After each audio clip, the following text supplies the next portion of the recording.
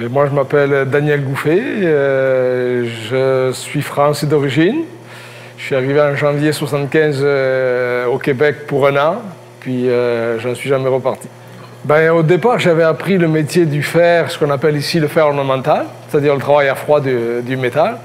Et puis, un petit peu par la suite, je me suis passionné pour le côté du travail à chaud, c'est-à-dire la forge, le travail à l'ancienne.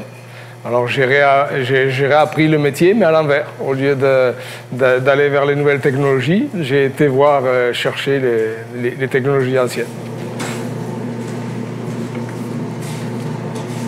C'est quoi les techniques de forge?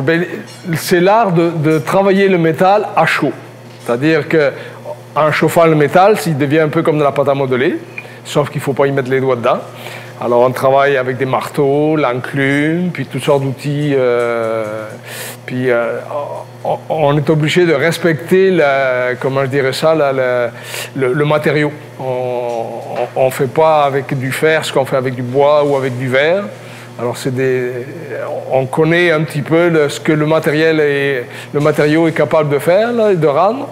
Puis après, c'est notre intelligence, c'est notre habileté qui font qu'on peut faire des œuvres d'art ou des choses bien intéressantes.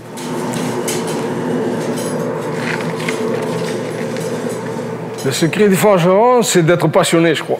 De nos jours, en tout cas. Parce qu'autrefois, c'était un métier comme le mécanicien d'aujourd'hui ou des choses comme ça. Et de nos jours, il faut être passionné. Parce que c'est pas facile à vivre. Les conditions sont difficiles.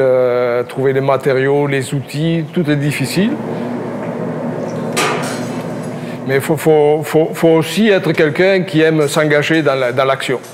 C'est pas... Si on n'est pas capable d'avoir une action forte, là, ça ne marche pas. C'est pas en le regardant là, que le fer va se transformer. Là.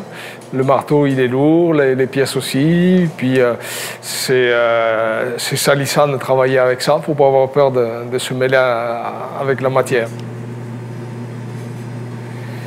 L'avenir, je ne m'occupe pas trop de l'avenir. Je me dis que moi, je suis capable de montrer ce que je sais faire à des plus jeunes. Là. Puis après, c'est eux qui vont inventer l'avenir.